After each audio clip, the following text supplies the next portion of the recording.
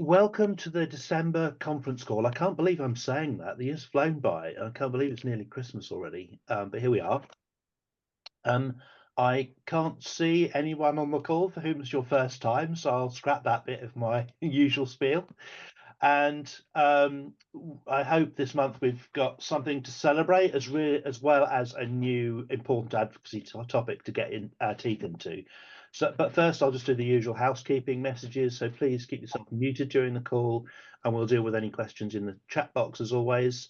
The captions should be turned on. Yes, they are. You can play with those as you like using your own Zoom toolbar. And if you want to keep your video off, of course, please feel free to, because we're going to be posting the recording on our website.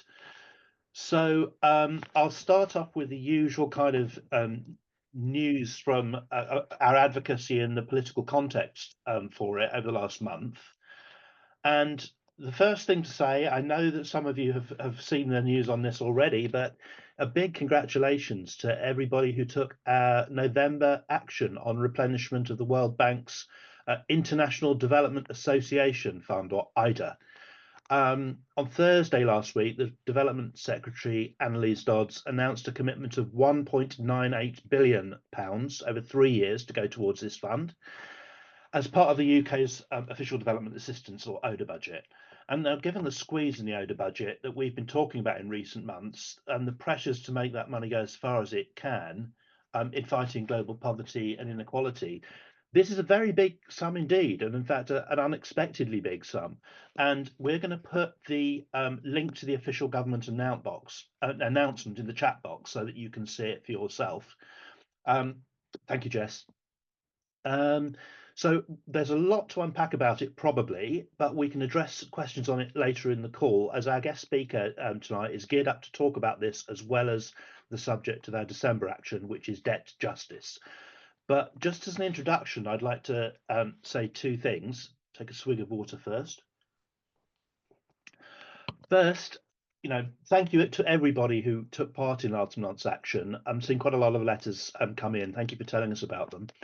We'll never know probably exactly how much public pressure helped to influence this decision, or how much confidence your public campaigning gave ministers to make a big financial announcement that they clearly believed was a good thing. They said in advance that they were in favour of IDA, which is one of the reasons we chose that as the action to ask you to take part in. But given all the pressures on government spending, we thought it was really important not to risk that replenishment being downgraded. So, as probably most of you know, it's pretty rare for campaigners to take an action and then get a result so quickly. We can definitely say your advocacy have played a part in this really good announcement. Secondly, and this is a really important qualification, and I don't want to pour cold water on it, but of course it's not guaranteed that IDA funding will automatically go to the things that we're calling for, such as health, nutrition, or education. Nor is it yet clear how much of this resourcing will be used in the form of grants to the poorest countries rather than loans. And given the debt crisis we're going to be talking about this evening, what we don't know is, how that problem will be avoided through any of the money that is granted as loans. We are also told that £1 in every UK pound of investment in IDA will unlock £4 of private finance, which again should be a good thing, but we don't have any information about how the parameters of that additional funding will be set, or what it could be spent on. So, of course, it will be necessary for the UK government to interact with the World Bank. It has a seat on the Board of Governors. We're a very significant investor, to make sure that the priorities for IDA really do contribute to poverty reduction.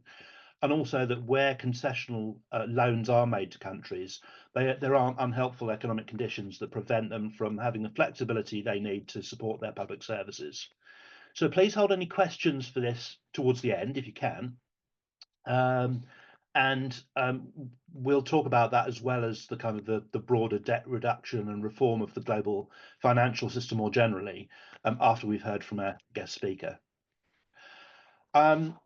Couple more things I just wanted to cover. One of the features, I think, of this year's advocacy that we all experienced in the aftermath of the general election, so now 5 months on, we're still hearing of MPs who are still hiring new staff, still not organised enough to promptly respond to constituents' letters. And we really feel we should be coming to the end of this period now.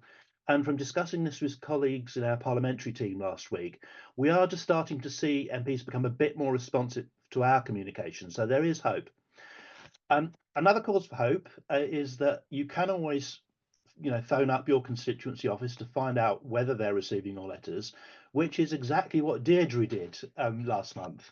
And she wanted to get more information out of them about why they weren't sending responses. And Deirdre, I can see, I know you're on the call. I was hoping you'd be able to tell us a little bit how that sort of follow-up action went. Well, I'm not sure it was entirely positive, Naveed, but at least I felt better having done it. One of the problems that we've had is knowing where to contact our MP, because we assumed, I say we because there's several of us in the same constituency, we assumed that she was using the same office that our previous Lib Dem MP, the one before the last, had used. And so I rang there, and that's where I've been sending my letters. I rang there and I got a Lib Dem councillor who's the same political party, and he sits on one of the local councils. He was quite helpful. He said that he knew that our MP had volumes of correspondence. They hadn't got the office set up properly yet, but he was able cleverly to find my letter on the system. And he said, oh yes, I can see the last one you wrote was about Gavi. And I was quite interested actually that someone who is actually not an MP would have access to that correspondence. He said he would draw it to the attention of the people in the office, and hopefully I would get a reply. Well, I'm afraid I'm still waiting, and that's over a month now, 6 weeks. He did say that I like sending hard copy letters, not emails, for various reasons. And he said that if we sent a hard copy letter to the House of Commons address, rather than to our local constituency address, that might be more helpful. So I'll do that in future and see if that works. But I think it's very disappointing that so many months on, there is still no proper office set up locally. Can't help agreeing. Yeah, but well done for sort of taking the bull by the horns and finding a way through. I'm guessing it's going to be maybe different for every MP, but I think that feels like a step forward, even though it's not there yet. But well done for doing that. Go ahead, Jill. In spite, some good news from my neck of the woods. In spite of sending him 3 or 4 letters, I've not received any reply. But this week I got a reply to a letter. I wrote to him about the assisted suicide bill, and he replied in very full letter. Well, he didn't answer my queries, but it was a stock letter. I've also seen 2 other letters that other people have received from him. So he's obviously up and running. And one person had written him about nuclear deterrent as well. And he replied, it's good that you can contact me on such a range of issues. I look forward to working with you. So that's all the warm expressions. So we're on the go now. Thanks, Jill. Thank you both. I mean, I think it's hopefully starting to clear. I mean, another piece of news I heard last week that Richard's MP, Richard on the call? Yes, he is. Hi, Richard. Dan Tomlinson, so he's the MP for Chipping Barnet, tabled a written question last week asking the government how it planned to support Gavi, the vaccine alliance, obviously what we've been hoping would happen as a result of your October campaign actions. And I thought, that didn't happen by accident. So I got in touch with Richard and told him that his efforts had success. So massive thank you to you, Richard. Well, yes, I think I mentioned last month, he didn't reply. I'd written and congratulated him on being an MP, and then also then to ask him to Vinny's thing, which I wouldn't expect to reply to those. Then I did the 2 things, £100 million for the polio and then the Gavi. And then I sent him a reminder with both, I think I sent to you, Naveed, both emails, and then he replied. And then he had been in touch with Annalisa Dodds, and she replied. And then you picked up the Gavi thing. How did you pick that up? Because I don't look at Parliament questions. I mean, We have an alert service that tells us about a whole range of different things, some of which we don't want to know about at all. You have to sift through it. But yeah, we have an alert service. And then you said there should be a reply to that in Parliament, or is it a written reply? What happens with that? What we were told was that your question was asked on the 26th, and you should have got a reply from government on the 28th, but it's still not on their system. So I'm keeping an eye out. So just a reply in Parliament, or just to him? I think it will be tabled publicly, but not spoken out, because it's a written question, not an oral question. Well, I'm getting it right. But I will keep an eye open. I've got the reference number for it now, and I can check on the system. I've worked out how to do that. But I just wanted to say welcome to a couple of people who've joined us. Simon, Anne-Marie, thank you very much for joining us. And we're just talking about updates on campaigning around the network before we get into the topic of our discussion tonight. So welcome. So I think, yeah, a little bit of signs, hopefully, that, after, so many months after the elections, things are getting a bit responsive, but clearly we've got to keep persevering. I would also like to just give you a quick heads up on some of the issues we're going to be focusing on the first couple of months in 2025. We've been talking about these for a while, but not knowing when they were coming. We now know that the replenishment conference for Gavi, the Vaccine Alliance, will be held in March. So it's quite likely that we'll need to follow up those October actions with another request asking the government for a specific amount of money to support global vaccination programs. Secondly, we now also know that the French government will be hosting the conference to replenish the Nutrition for Growth or N4G process in March as well. So again, the first 2 months of the year are our opportunity to ask the UK government to strongly support both those two things. So fighting malnutrition and childhood vaccinations. So there's a lot happening at once. We're not quite sure how we're going to table that yet. In fact, we've got a meeting amongst some of our staff team to sort of try and work out the timetabling of that tomorrow. So we knew these were coming down the line, but it was only just recently we discovered that it was going to be a bit of a clash. So do keep an eye out for emails from results.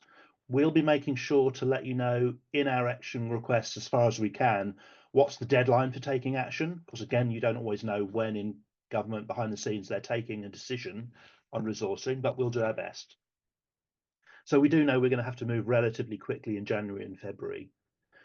I should also mention that because of the Christmas and New Year break, we're going to move the date of the January conference call, as we often do, back, but just over a week this time, from Tuesday the 7th of January to Thursday the 16th of January at 8 p.m. That's Thursday the 16th of January. And our reason for doing that is obviously it will give us a bit more time to prepare for the conference call rather than one day after we're all back from leave. But we're also inviting our Chief Executive, Kitty, to attend the first grassroots conference of the year. And I hope as many of you as possible will be able to make that new date. Of course, we'll be emailing you a reminder of that date as well, but we have just put it in the chat box as well. So if I could just do the usual roundup of what you've been doing in your advocacy around the UK in the last month. Obviously, we've mentioned the letters on Gavi, the Vaccine Alliance. They've kept on coming in. Thank you so much. So thank you recently to Ricky, Karishma, Deirdre, Florence, in addition to the people I've mentioned last month. That was Kush, Pete, Kiara, Corinne, Tony, and anyone. I'm sorry to anyone I've missed out there. And we also had that great result from Richard, finding out in perhaps a slightly roundabout route about the action that his MP had taken. And we also have heard about another MP, not someone I think from anyone in our network, I could be wrong, who's asked a parliamentary question about Gavi as well. So hopefully the message is getting through on vaccinations. And again, a huge thank you to everyone who contributed to that announcement on the IDA replenishment. So thank you for telling us about your letters. And I've heard from Don, Tony, Ricky, Karen, Jill, Florence, Corinne, and again, I hope I haven't missed anyone out there. Up next, a slightly off the wall thing, but a really good opportunity. We have the opportunity to meet the French Special Envoy on Nutrition for Growth in London next Tuesday, 10th of December. He is a senior French diplomat who's running the N4G process for the French government, who are the hosts. If anyone's interested in coming up to London, I'm sorry this is really short notice, to meet him and explain how grassroots advocacy is helping to build political support for nutrition in the UK, please get in touch with me as soon as you can. I think hopefully everybody on this call's got my email address. The timetable's been moving around a bit because he's got meetings with MPs and ministers and officials that have been really hard to finalise and nail down. But we're trying to make it all work. And we're hoping to have a pre-meeting, a briefing at noon on the Tuesday, and meet him at, I think it's 1:30. So get in touch with me if that's something you feel you can do. It's an in-person meeting in London, in our offices near Waterloo. So again, I can share a briefing with those people who are signing up later in the week, and apologies again for the short notice. And it should be a really good way of helping the French government build support from the UK for that process, which is obviously so important. We've been working on funding for nutrition for many years now. Last but by no means least, I want to say a big thank you to Lucy from the Scotland group for writing a brilliant blog post about IDA replenishment and what the purpose of it is in terms of poverty reduction. And Results is very proud to host this blog on our website. And if you'd like to read it, again, we'll post that in the chat box. And we're always really happy to hear of ideas for blog posts from members of the Grassroots Network. So please do get in touch with us if you've got any ideas for a topic that you think could be more widely aired. Let's just post that now. There we go. So, does anyone want to share anything that I've missed? Anything about any of your actions from the last month or so?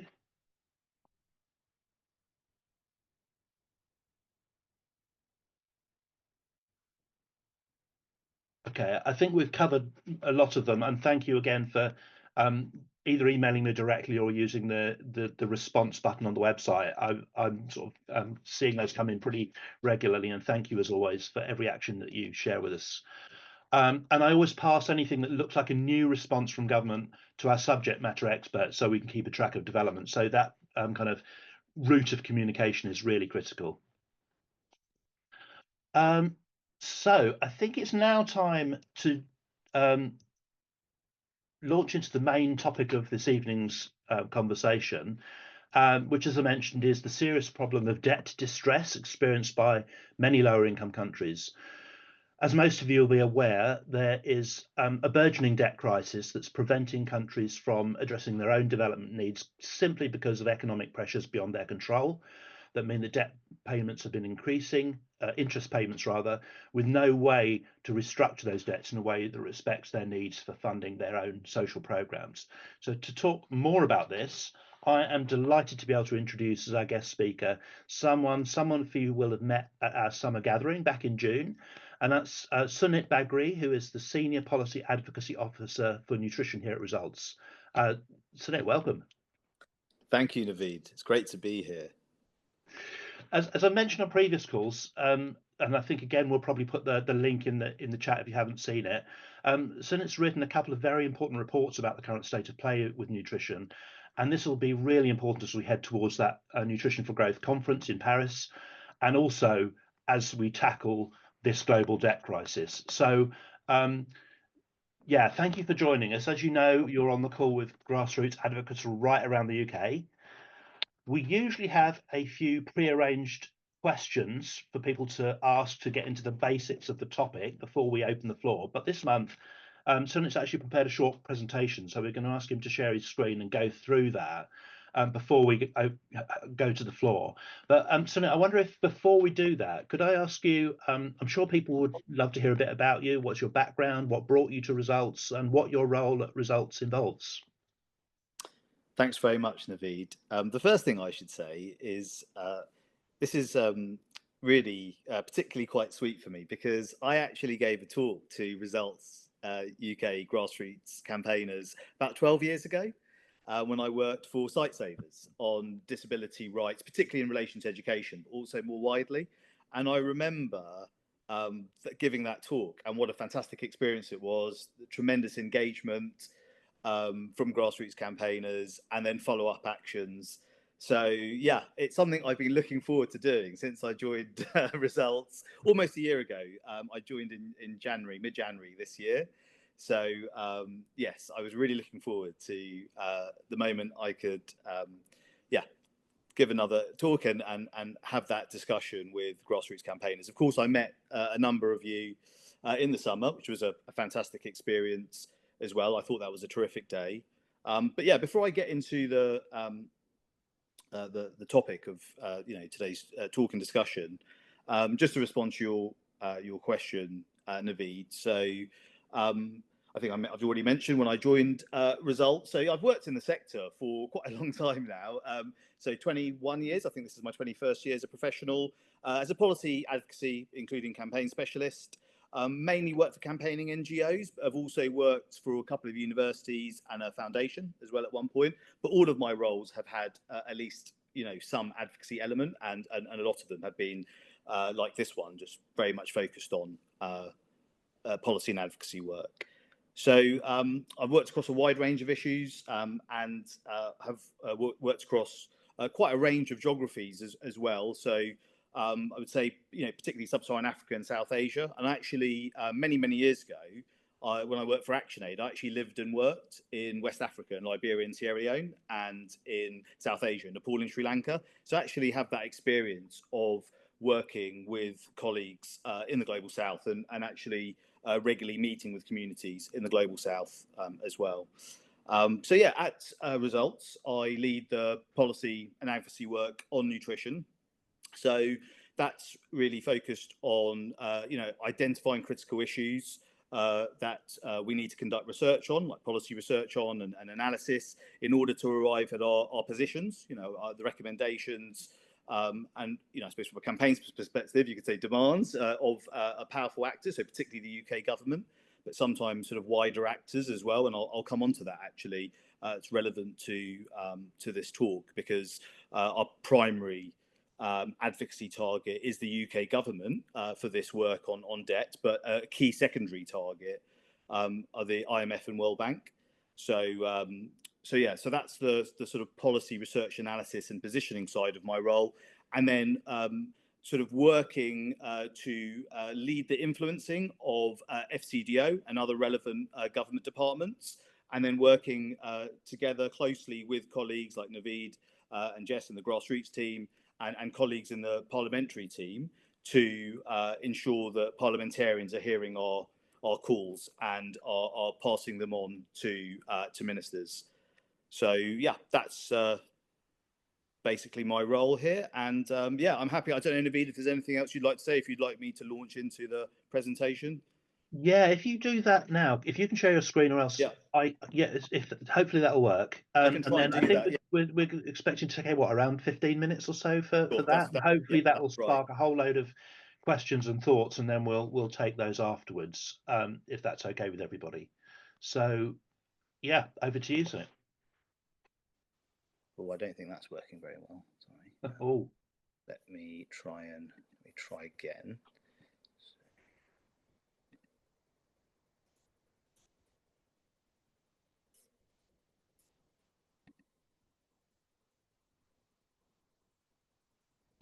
I don't know if this is tricky because share a window rather than your whole screen. That's what I was trying to do. I think because I'm not using the app, I'm actually using the online version. It sometimes isn't so good. I don't know if, can you see that? No? Could you see that presentation just now pop up? No. No? Okay. Would you like me to do it instead? It might work. We had a brief flash, people holding placards. We did see that. Oh, right. Yeah, that's right. Yeah. Yeah, that's right. Okay. So,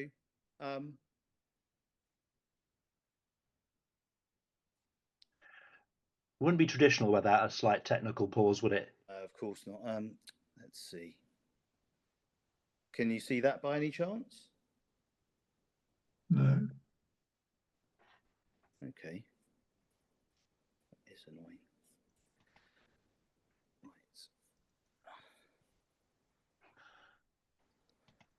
Would it be easier to share it from your side? I'm trying. Yeah. Otherwise, do that. Also, let me hang on. I just realised one of the things that may be stopping you is I'm going to make you co-host and see if that makes a difference. It shouldn't do, but it might. Right. Okay. Try again, and otherwise I'll share it. Sorry, everyone, bear with us just one more time.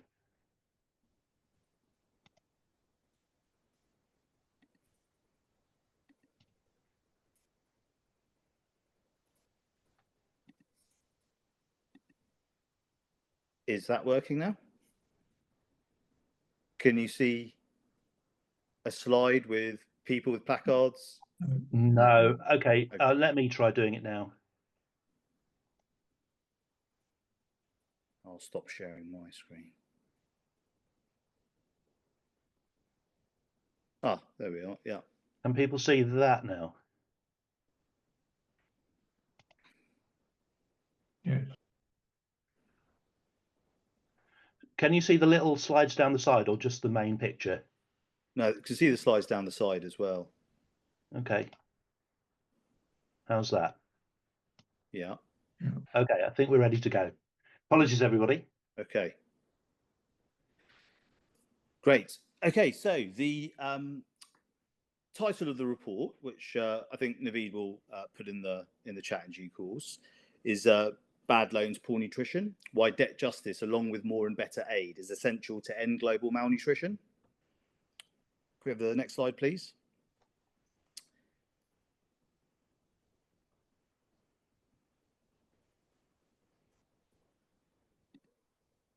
Thanks.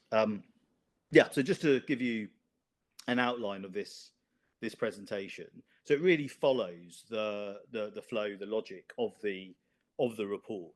So in a moment, I'll sort of just briefly discuss the global state of nutrition, which I argue in the report is simply dire. Next, I will talk about nutrition interventions, the different types of nutrition interventions, and then a few in particular that we are sort of prioritising in our advocacy. Following that, I will talk about UK ODA for nutrition, so both quantity and quality aspects of UK ODA for nutrition. And then we'll move on to the debt aspects of the report and the presentation. So first of all, I will talk sort of broadly about debt crises and the link with nutrition. And I'll also share with you some of the key sort of new figures that we've generated as a result of this exciting research. And then I'll end with sort of an explanation of why the UK's role in the global debt system is so important. And as I go along from the ODA section through to the two different debt sections, I'll also be saying what we are calling for, what we're calling on the UK government, and as well as, like I said, those sort of secondary targets, advocacy targets to do. Thanks, Naveed.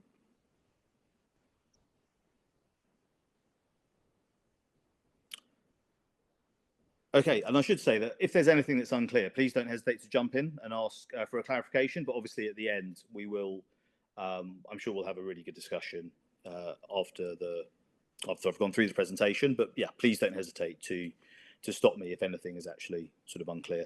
Will we get these slides on the chat or by email? I'm happy. Naveed, if you'd like to share it. Yeah, I can share them if they're shareable. Yeah, I'll happily do that. Yeah, absolutely. Yeah, yes, please. Very useful. I'll leave that for you, Naveed, obviously to do. Yeah, because obviously you're the main point of contact for the. That shouldn't be a problem at all. I'm also off after today for 3 days. I'm not back in until next week. So, yeah, great. Okay, so. As I said, the first sort of substantive chapter of the report is called the Dire Global State of Nutrition. So, you know, why do we argue that the global state of nutrition is so bad? Well, there's a number of reasons, but just to highlight a few, global food insecurity is actually increasing. So it was at 25% in 2019, but almost 29% last year in 2023, which is the latest data that we have available. Also, and I think this might be the statistic that, you know, has shocked most people, that I've discussed these sort of statistics with, that nearly half of all deaths in children under 5 worldwide are attributable to undernutrition. And then sort of zooming out and looking at malnutrition more broadly, so undernutrition being the lack of food, malnutrition being, the lack of, sufficient calories and nutrients as well. 2.8 billion people, so that's around 35% of the global population, cannot afford a healthy diet. Just staggering that is the reality in 2024, almost 2025, of course. And I think this point will be very familiar to all of you, because obviously results takes a strong gender approach to all of its work, all of its thematic areas. But it is I think always worth repeating that women and girls eat, quote, last, least and worst. And that's a direct quote from a recent report called the Gender Nutrition Gap. Could I have the next slide, please?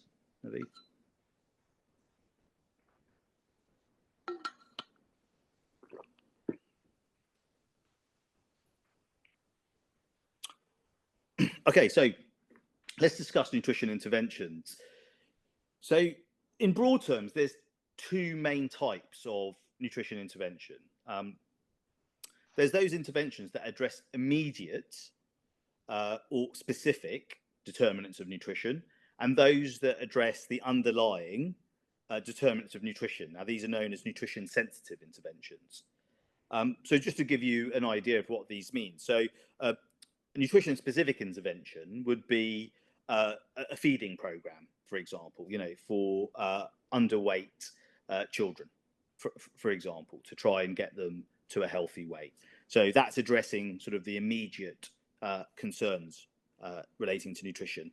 An example of an initiative that would try and address the underlying or sensitive determinants of nutrition is, for example, an agricultural program that particularly focuses on training and employing women farmers, because as we just discussed, as I just mentioned, women and girls, of course, face huge discrimination and oppression in the nutrition sector and more broadly, including the agriculture sector and related sectors as well. So both types of intervention are very, very important, and indeed they complement each other. One addresses, if you like, the immediate problems in the here and now, and the other, the sensitive interventions address the sort of root causes of malnutrition. So they very much complement each other, and both require more funding. But one thing that we note in the report is that although both nutrition specific and nutrition sensitive interventions require more funding, nutrition specific ones are especially under-resourced. And therefore, what I do in the report is I talk about a few highly cost-effective nutrition-specific interventions, just to illustrate the point that we do really actually have a lot of knowledge about what are the most cost-effective nutrition-specific interventions. And, funding is really the sort of critical constraint. So just to mention what those four are. One is prenatal MMS, so that's multiple micronutrient supplementation. So that's vitamins and minerals for pregnant women and girls. Another one is breastfeeding support, one I'm sure that many people are familiar with. Vitamin A supplementation is another one. I'm actually currently writing a briefing at the moment that is partly focused on vitamin A supplementation, and the fourth one that we really highlight in the report is RUTF, or ready to use therapeutic food. I've actually got a picture of that in a moment. So, but essentially, this is a ready to eat paste that appears in a packet that is nutrient dense and has a very high success rate at saving children who are saving the lives of children who are starving. Before I show you the picture, I'll just make one more point that we make in the report as well, which is that how these nutrition-specific interventions are delivered really matters. So we argue that all of these sort of cost-effective nutrition-specific interventions, the 4 that I've mentioned and others, need to be delivered in ways that strengthen health and other systems. So that can be agricultural systems, that can be educational systems, in the case of school feeding, for example, in the social protection systems, and so on and so forth. So it's really, really important to have that that system strengthening approach, because that's the way to build greater sustainability into programs. The next slide, please. I think this is just a photo, I think, of ready-to-use therapeutic food. So there you go. Yeah, literally reasonably small packets, and you just tear the top, and one can feed the child. And like I say, has a remarkable success rate at saving children's lives. And there's actually some very interesting research going on at the moment. Historically, a lot of RUTF has been provided to poorer countries' governments and health systems by UN agencies, particularly UNICEF. But now more and more, and UNICEF is actually helping with this, now more and more countries are researching and producing their own ready-to-use therapeutic foods. Can I have the next slide, please, Naveed? Okay, so far I've sort of laid out the terrible global state of nutrition, and I've talked about the different types of nutrition interventions, and particularly focused on a few nutrition-specific interventions. Now let's get into some of the financial issues around nutrition. So first of all, let's take ODA, overseas development assistance, and then we can move on to the debt analysis. So with ODA, I mean, the figures are really, really stark. I mean, in the period 2022 to 2030, the UK has pledged £1.5 billion for global nutrition.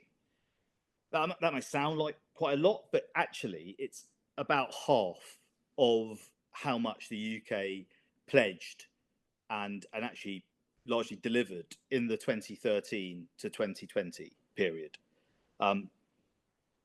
So this raises the question, you know, why has UK ODA for global nutrition kind of fallen off a cliff?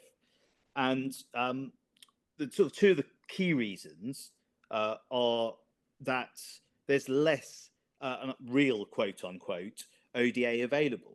And what do I mean by that? Well, what I mean is that, so on the one hand, you've had budget cuts. As we all know, the UK government has slashed the ODA budget and you know, we'll be spending 0.5% of gross national income on ODA as opposed to the 0.7% it was spending before. But also more and more money is being spent on in-donor refugee costs. So this is the technical term for rich country governments spending ODA money, aid money, on asylum seekers and refugees in their own countries. And this is now a huge proportion, and that is eating up a lot of the ODA budget. So they're two of the key reasons behind why there's less sort of money available for global nutrition programs, and indeed for many other important global programs. So what we call for in the report is firstly for sorry, Naveed, I think there's a something up on the screen. Oh, that's better. Thanks. Sorry, can you say that okay? Yeah, that's fine. Yeah, thanks. Yeah. So what we call for is for the UK government to restore spending 0.7% of gross national income on ODA, and also to end the practice of in-donor refugee costs. So we're very clear in the report that asylum seekers and refugees in the UK need to be supported, and their rights need to be respected in line with international refugee law and international human rights law. But that the funding for that should come from non-ODA budgets, should come from other budgets, not the ODA budget. And what we say is that if the UK government was to do these two things, was to restore spending 0.7% of GNI and ODA and end the practice of in-donor refugee costs, then this would enable it to return to the previous level of funding, that 2013 to 2020 level of funding. Thanks, David.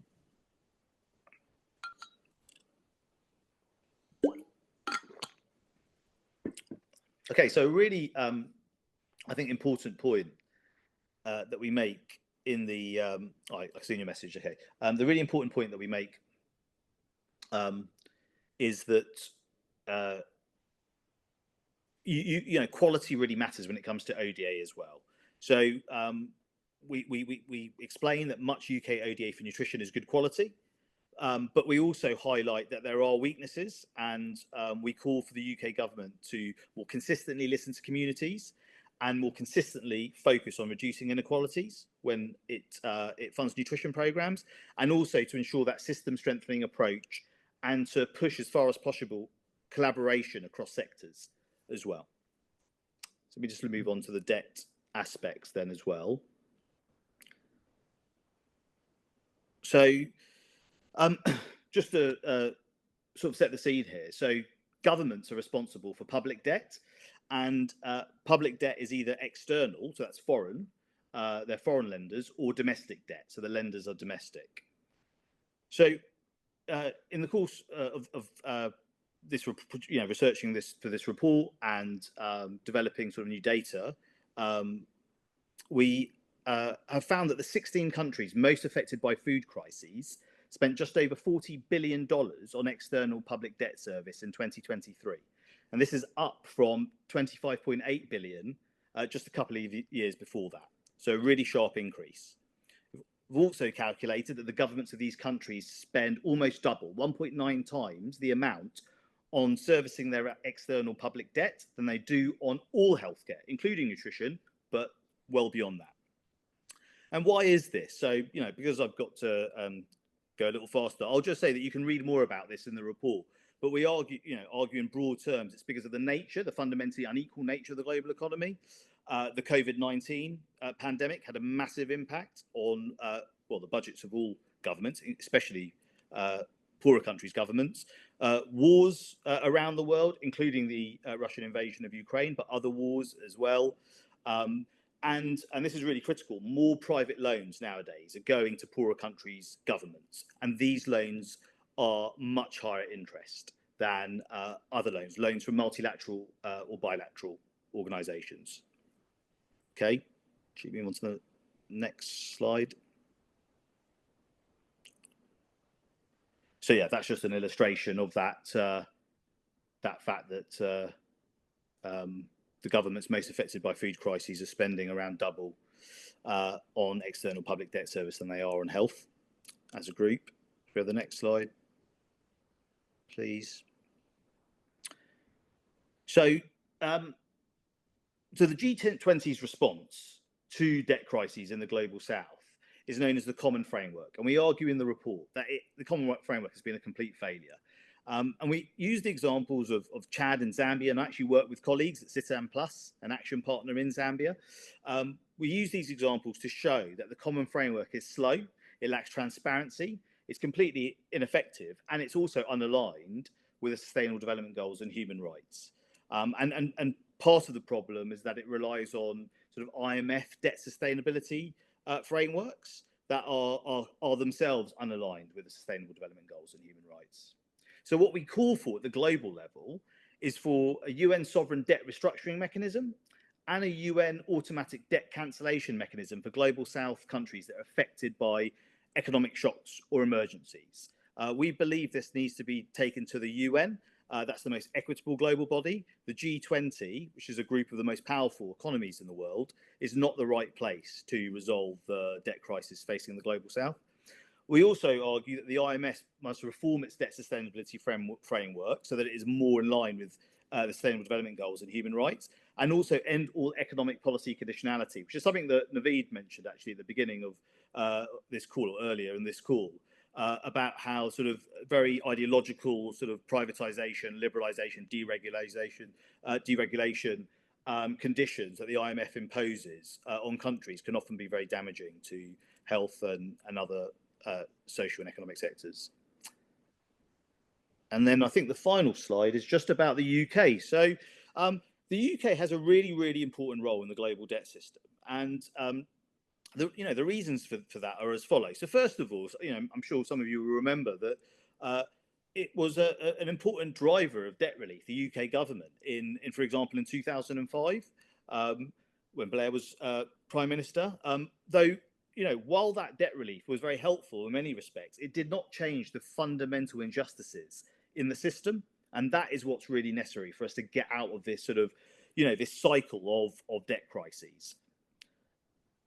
So, being a driver of debt relief, though, in 2005 is a positive thing, though, but it's also played a negative role globally.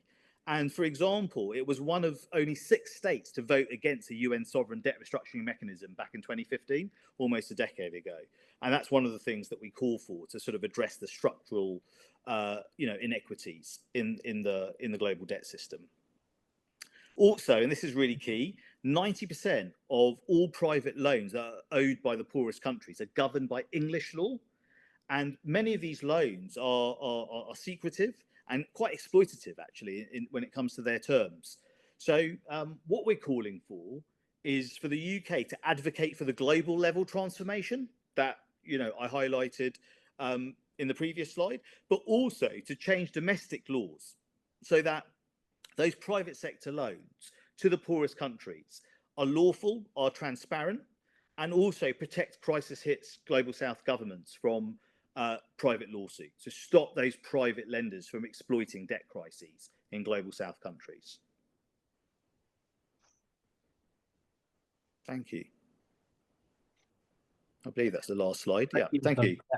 Sorry, the transitions are a bit slow. I think it might be my system, but thank you very much. Oh, thanks. I'm going to stop that share now. There we go. I can see all your faces again. We have a bit of time for questions. There's so much there to unpack. We might go a few minutes over. Is that possible for some people? See a few nods, but we'll try and keep it, as tight as we can. But would anyone just like to either open up your microphone and just ask a question, or you can text me on the number that I've just put into the chat box, 07906 662571, or just put your question in the chat. Pete, I think you've got your hand up first. Off you go.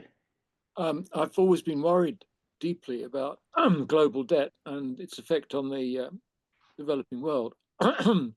Is there a sense that the power of the income that the debt represents is going to be much too powerful to make any serious changes in an international regulation? These are big flows of money, and they are draining the poor countries, and this is good for the capitalism. What's your thoughts on that? Thank you. Naveed, what would you like to do? Should we take a few, and then, or shall we just go one by one? I'm happy. Well, let's take one more. I can see Tony's got her hand up, and then do those two together, and then move on. Yeah. Hi, thanks, Sunit. Great talk. I was just wondering about whether there's any evidence that if you restructure the loans and the debts, etc., whether that will then automatically lead to improvements in the success or the funding of nutrition programs. So I just kind of wondered what the direct, link is really. So first question on whether the system will kind of allow it in the first place, and secondly, what's the causal link there? Is it going to be effective? Yeah. So So yeah, just those questions in turn. So on this question about the power of income and sort of capitalism, if you like, I think the issue is that ultimately this is actually down to states. It's not down to private companies. So private sector loans to the global south are about 6 times more expensive than loans from bilateral or multilateral agencies. The exception to that is China, but even they're about double the cost of Chinese loans. And so what this is fundamentally about is about governments saying not that private companies shouldn't give loans, or it's illegal for private companies to give loans to global south governments, just recognizing that those loans are highly expensive and that there needs to be much better regulation of those financial flows. So what that will mean, for example, is more grants and less loans, which goes back to like more ODA, but also beyond ODA. So looking, for example, at taxation. And including sort of more innovative and newer forms of taxation, looking at mechanisms like special drawing rights. So to generate funds that can be used for development without relying on highly expensive private sector loans. But where there are going to be private sector loans, those loans are subject to great regulation. So it sounds strange to say that loans should respect the law, but the reality is that they don't. And in the report, we give the example of Mozambique, where loans from the London-based branches, actually, of Credit Suisse and VTB, a Russian bank, broke laws in Mozambique. But this was only all uncovered, and only fines were, only given many years later after great damage to the Mozambican economy. There's a real lack of transparency. There's a voluntary transparency scheme. It just doesn't work. It needs to be sort of mandated, and to protect countries when they're very, very vulnerable. And what we've seen is sort of so-called vulture funds that take advantage of debt crises and in poorer countries, and they sue governments for much more than the actual loans were originally worth. And there is actually an act, the Debt Relief Development Countries Act, which actually stopped private companies from being able to do this. But it only affected those poor countries that were involved in something called the Enhanced HIPC process, so the Heavily Indebted Poor Countries Initiative, which was a sort of an IMF-led program in the sort of 80s and 90s.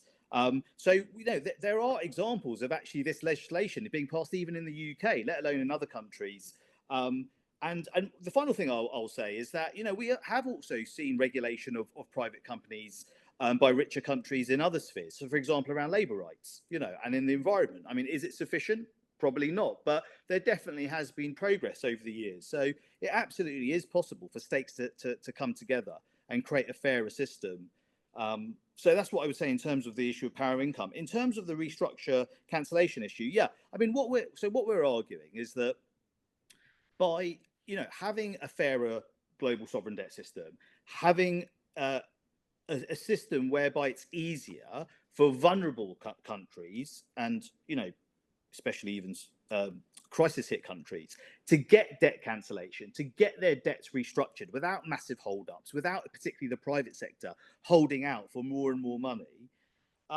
What that will mean is that there will be more money available for social expenditure in poorer countries. Now, of course, there's no guarantee that will be the case, but then that's really down to our colleagues and our allies in global south countries to call on their governments to ensure that saved funds are invested in, for the public benefit.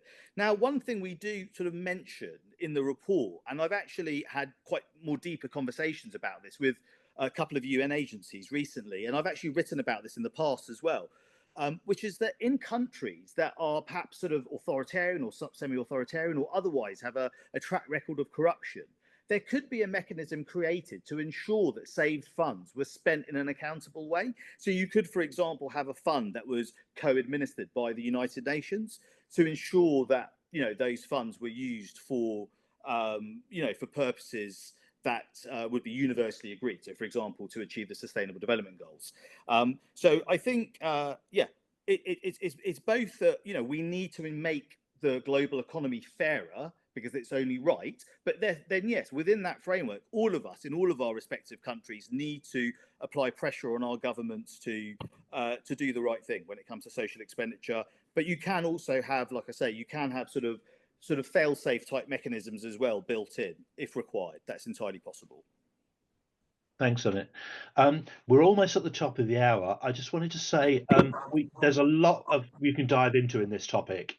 Even just answering these questions in a bit more depth could take us a whole other hour.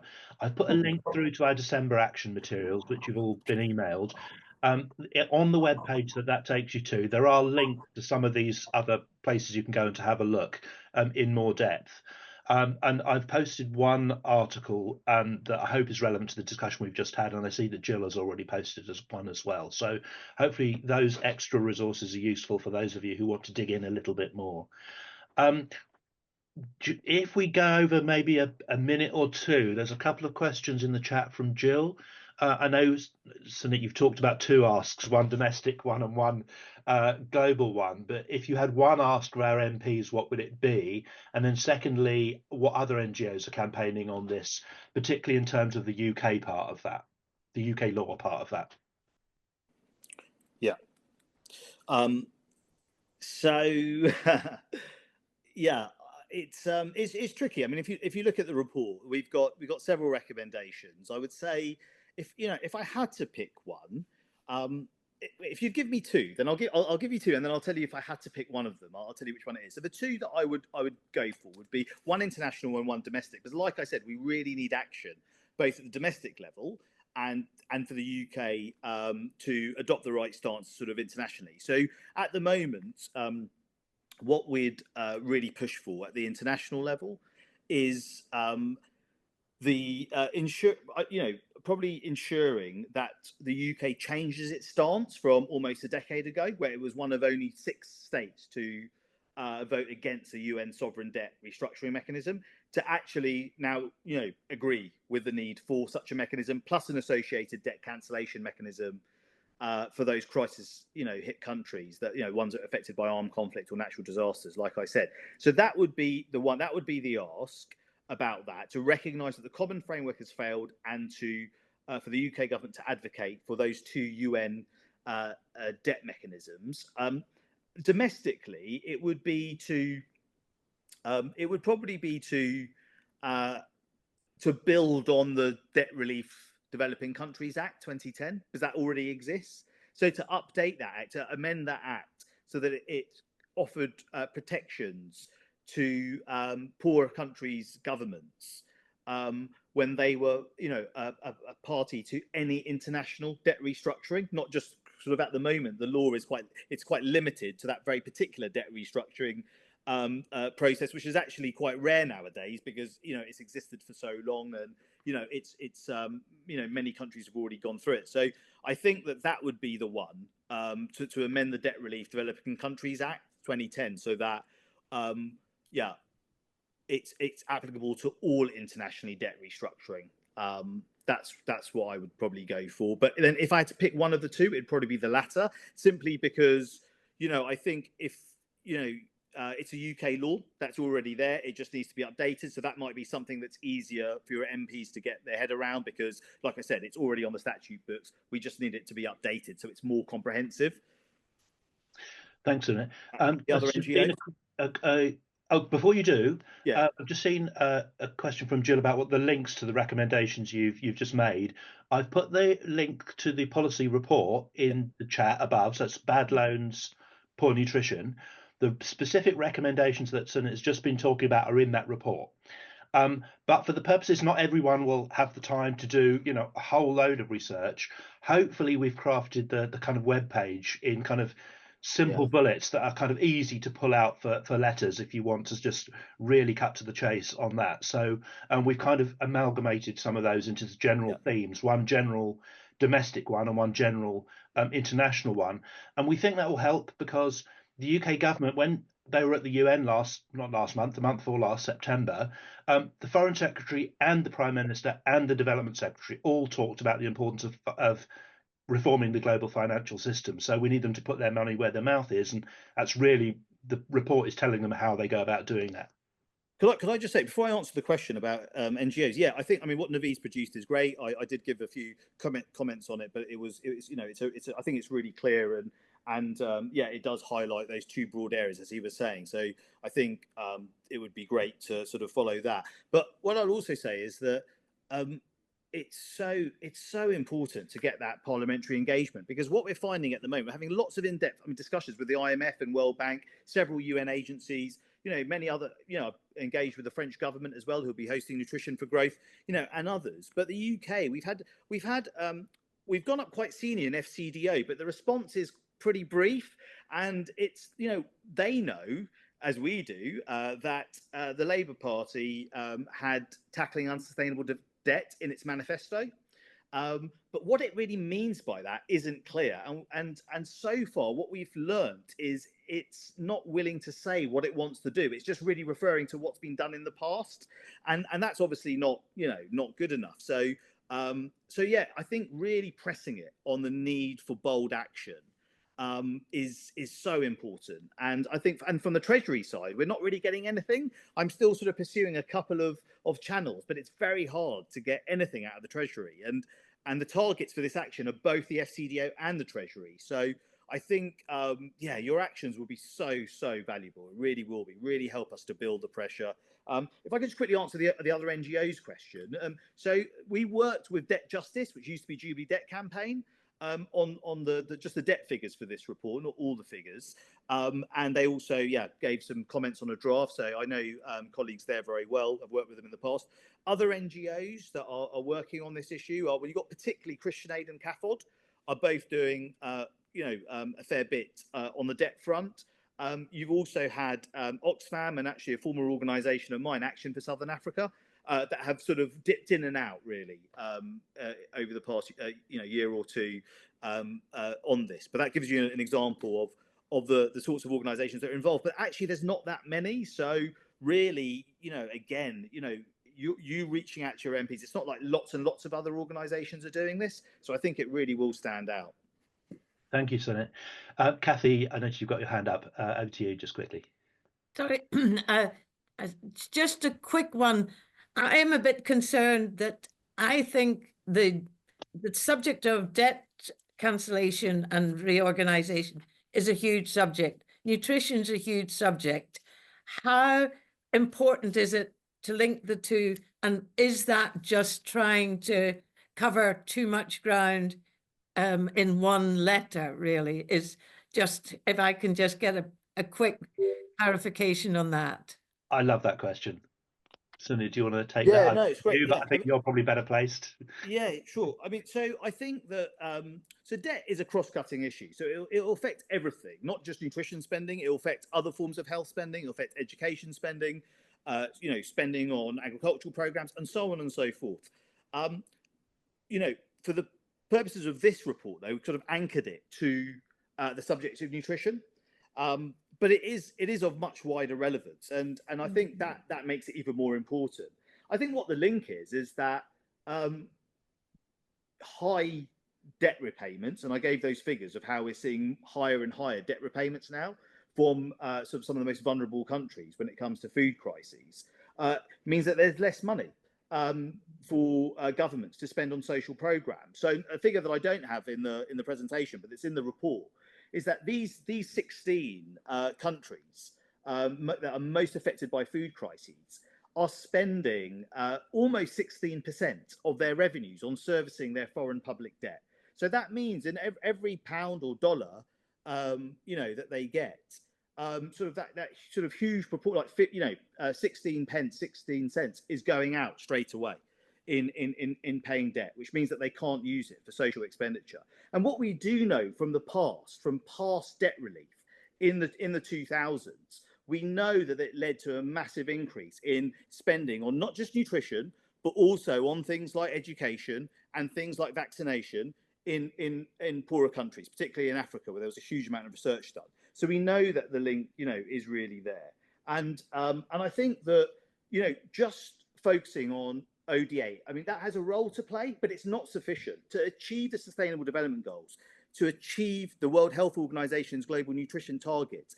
We need to maximise funding. And a critical way of doing that is to transform the global debt system so that we get that sort of cancellation, we get that restructuring, so that there is more money available. Thanks, Sunit. I think, you know, you've shown very well how like there's a lot of issues that can potentially suffer without that kind of funding that debt siphons off. So, you know, thank you, Jill, for putting the link there to Cathod's take on that in the chat. And obviously, Deirdre, you've pulled up how the wider health system is also impacted as well. And I will add to that education. Colleagues at the Send My Friend to School campaign, which Results hosts, have also been doing work on debt. And I think there's a report on the Send My Friend website. So just Google Send My Friend to School and you can see what they're saying about debt from a coalition perspective on education as well. So there's lots of ways of taking it. As an organisation that's been working a lot on nutrition, that's the way we've chosen to present it now, and particularly with Nutrition for Growth, as I said. I was just saying, Naveed, I'm not sure if that report has actually been published yet. I know it's been shared with some parliamentarians who have quoted from it, but I think it's going to be. I was speaking to Hannah, who actually authored it, one of our colleagues, yesterday, and she said that I think they're saving it for next year because financing is their big theme for education. I'm jumping the gun. To school, but actually the data in there, I've read a draft of the report, sort of quite an advanced draft, and it's very interesting, it's very good. But the data in there on debt is actually from the UNDP, when the data in our report is actually new data. So it's new analysis that we're conducting using World Bank and IMF data sets. So yeah, that's been something that's been, I think, really attractive for like the media, and when we've been engaging with civil servants and officials at the likes of the World Bank and UN agencies. Thanks, Annette. I thought we already had that information. That's really great. We've got to finish now. We're almost 10 minutes over. So for those of you who've been campaigning on debt and associated issues for many years, and for those of you who are joining us for the first time on the call, I really hope you gained something from this. There's a lot of stuff to dig into there. Thank you so much, Sunit, for joining us this evening, giving us the benefit of your huge knowledge and the basis of the basis of all of that research. So thank you so much. Thank you. And obviously, if the UK's got an outsized impact on the global debt system, then we as UK-based advocates can also play an outsized role. So thank you for everything you can do. As I said, the link to the action materials are in the web on the chat. They're in an email that's come to you, and we'll also put the links that are shared on the call tonight on the recording when we post that up as well. So lots of different ways of getting through to the materials however you want. So that's hopefully given us lots to do to follow up that very welcome IDA replenishment, but much more to do to make sure that the financial flows go in the right kind of direction. So I can't believe I'm saying this, but it is now the time to say I hope you all have very relaxing Christmas and New Year breaks, and we'll come back enthused in January. Another reminder that the January grassroots call will be Thursday, the 16th of January this time. We do need to finish the call. So as usual, we'll keep the call open for a few minutes for anyone who does want to stay just to chat informally. But if you need to leave now, thanks again, and lovely to see you all, and have lovely rest of your evenings.